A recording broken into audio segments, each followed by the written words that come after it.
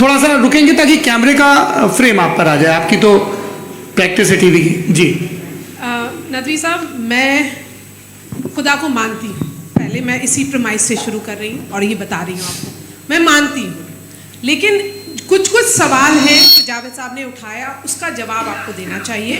پہلا سوال یہ کہ غزہ میں سالوں سے چھوٹے بچے مر رہے ہیں, وہ ان کو اگر خدا مرسیفل ہے, ہم مانتے ہیں کہ اللہ تعالیٰ میں بہت طاقت ہے, تو وہ بچے کیوں مر رہے ہیں؟ دوسری بات یہ کہ اگر کنٹنجنسی کی جو آپ بات کرتے ہیں, پورے مسلم ممالک مل کر کے بھی ان غزہ کے بچوں کو کیوں نہیں بچا پا رہے ہیں؟ کیونکہ اگر وہ چاہتے, کیونکہ اللہ تعالیٰ ان پر حکومت کرتے ہیں, سب پر حکومت کرتے ہیں, تو وہ ان کو کیوں نہیں بچا؟ جی تھینک یو ویری مچ.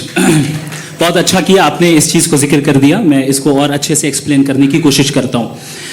دیکھیں, جہاں تک آپ نے کہا کہ غزہ کے بچوں کو مارا جا رہا ہے, دیکھیں دو ورلڈ ویو ہے, ایک ایتھیسٹک ورلڈ ویو, ایک تھیسٹک ورلڈ ویو ہے.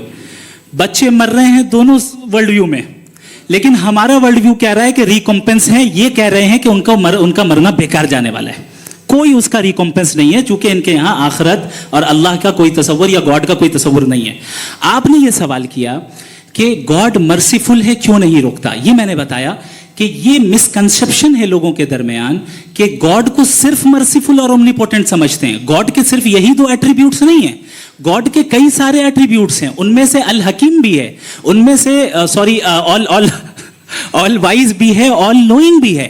لہٰذا اگر اس دنیا میں کسی کو تکلیف آ رہی ہے اور گاڈ اس کو نہیں روک رہا ہے, وہ اس لیے نہیں روک رہا ہے چونکہ انسانوں کو فری ول دیا گیا ہے. ٹھیک اسی طریقے سے اگر ایک ڈاکٹر کسی چھوٹے بچے کو انجیکشن لگا رہا ہے, اسے تکلیف پہنچ رہی ہے, اس کے لمیٹڈ پرسپیکٹو کے اعتبار سے یہ غلط ہو رہا ہے اور ڈاکٹر برا ہے. لیکن جب آپ براڈر پکچر کو دیکھیں گی, آپ کے اور ہمارے پاس صرف ایک پکسل ہے, ہمیں اتنا نظر آ رہا ہے کہ غزہ میں قتل ہو رہا ہے, لیکن اس کے پیچھے کتنا ریکمپنس ان کو ملنے والا ہے, پورا پکچر گاڈ کے پاس ہے. تو ایک پکسل سے آپ پورے پکچر کو کبھی بھی جج نہیں کر سکتی. آپ اس میں کچھ جوڑنا چاہیں گے؟ آپ کو کچھ بولنا ہے اس میں؟ بھائی آپ نے بہت اچھا جسٹیفیکیشن دیا. یا آپ وہ جو وہاں کے پرائم منسٹر اسرائیل کے, انہیں بھیجیے, وہ بہت خوش ہوں گے. آپ جسٹیفیکیشن دے دینا کہ اگر گاڈ نہیں ہے تو بچے کیوں مر رہے ہیں, آپ بتائیں. وہ یہ سوال پوچھ رہے ہیں کہ اگر آپ ایشور کا استعمال نہیں مانتے ہیں تو ان بچوں کی موت کو آپ کیسے انٹرپریٹ کرتے ہیں؟ بھائی یہ دنیا جو ہے, جو طاقتور لوگ ہوتے ہیں وہ ایک ناانصافی کرتے ہیں. تو یہ اچھا کام ہے آپ کے نزدیک, تو نیچر ناانصافی پہ مبنی ہے. ارے میرے بھائی, آپ نیچر کی کہاں بات کر رہے ہیں, تو انسان کی بات. تو پھر جب میں انسان کی بات کر رہا تھا آپ نیچر کی بات کرنے لگ گئے. کراس ایگزامینیشن نہیں. ہاں, اب آپ مجھے بولنے نہیں دیں گے تو الگ بات ہے, آپ بولیے, میں مجھے کوئی جلدی نہیں. جی نہیں, یہ کراس ایگزامینیشن بول تو لینے دیجیے. جی بولیے. کیا بات یہ ہے کہ ہیومن سوسائٹی تبھی ساتھ میں رہ سکتی ہے جب وہ محبت سے, ایکتا سے, ایک دوسرے کے احترام کر کے رہے. اس کے علاوہ پاسبل نہیں ہے, اکیلے تو انسان رہ نہیں سکتا. وہاں پر کچھ لوگ ہیں جو فاؤل کرتے ہیں. وہ فاؤل ہمیشہ سے تاریخ میں ہوتا آیا ہے.